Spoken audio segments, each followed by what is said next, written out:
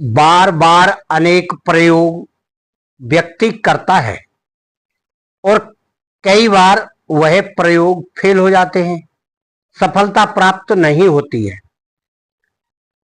तो उसके लिए जैसे मंत्र है या कोई तंत्र है वह कार्य नहीं करता है और फिर उनको करने में दिक्कत भी बहुत आती है।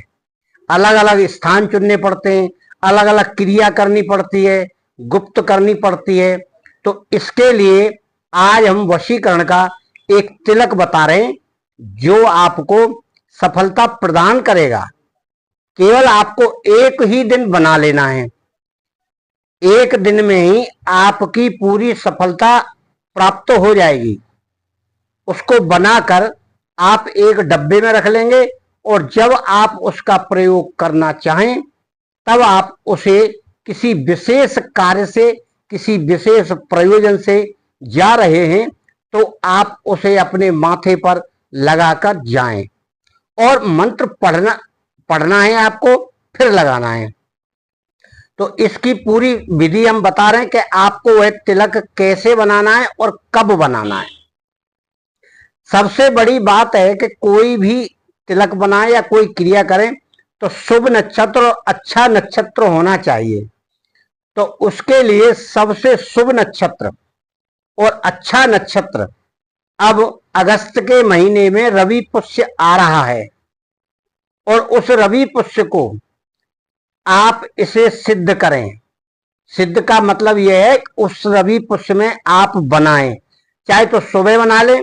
वैसे सुबह बनाना ही उत्तम है क्योंकि आपको उस दिन एक जड़ लाना है और वह जड़ आपको लाना है ओंगा की जड़, अपामार्ग की जड़।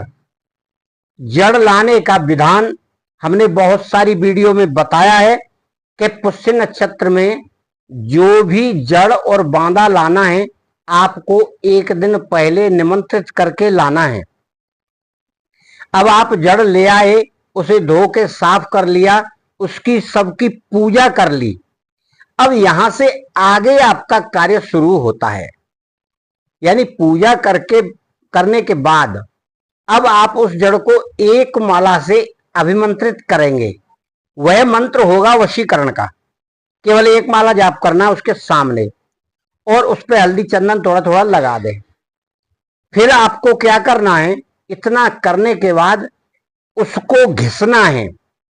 और घिसना काय के साथ है कि थोड़ा आप हल्दी मिलाएं और थोड़ा पीला चंदन मिलाएं। यानी पीला बनाना है तो पीला चंदन मिलाना पड़ेगा। तो हल्दी है पीली और पीला वह हो जाएगा।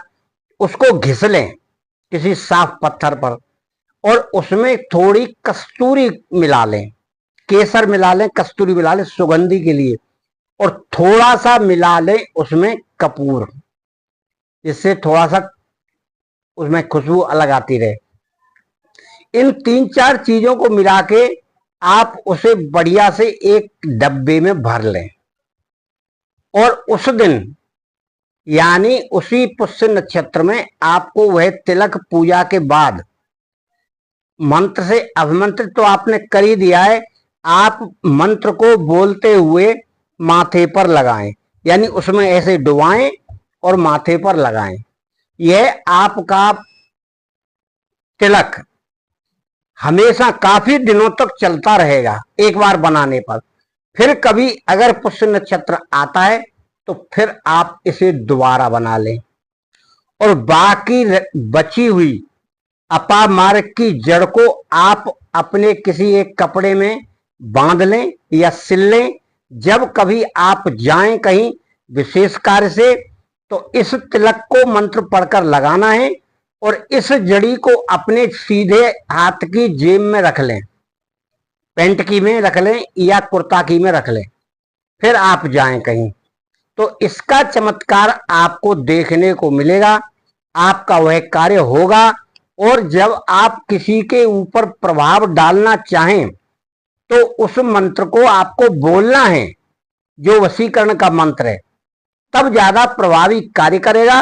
और जिसको प्रभाव में लेना है, किसी अधिकारी को, किसी मित्र को या जिससे आप काम करा रहे, तो उसकी तरफ देखकर आपको मनी मन यह मंत्र बोलना है, तब कार्य करेगा ये। फिर इसमें 3 क्रियाएं होंगी, एक तिलक की, एक मंत्र की और एक जो जड़ी आपने जेब में रख रखी है। इन तीनों क्रियाओं के कारण यह वशीकरण का मंत्र आपका सफल होगा और आपका कार्य सफल होगा, जिस कार्य के लिए आप गए हैं। तो मित्रों, मंत्र इसका यह है, आप इस मंत्र को इसी क्रिया से पढ़ेंगे। सर्वजन वश्यम कुरुम भवन्ति स्वाहा। मंत्र पढ़ने के बाद ही आपको तिलक लगाना है और तिलक लगाने के बाद ही आपको किसी विशेष कार्य से जाना है, तभी आपको सफलता प्राप्त होगी। वीडियो अच्छी लगी हो तो लाइक शेयर सब्सक्राइब करें। जय माता की अवश्य बोलें। हमारा नंबर 9506223236 है। मिशन धर्मा चैनल आपको शुभकामनाएं प्रदान करता है कि आप जो भी कार्य करें वह सफलतापूर्वक सिद्ध हो।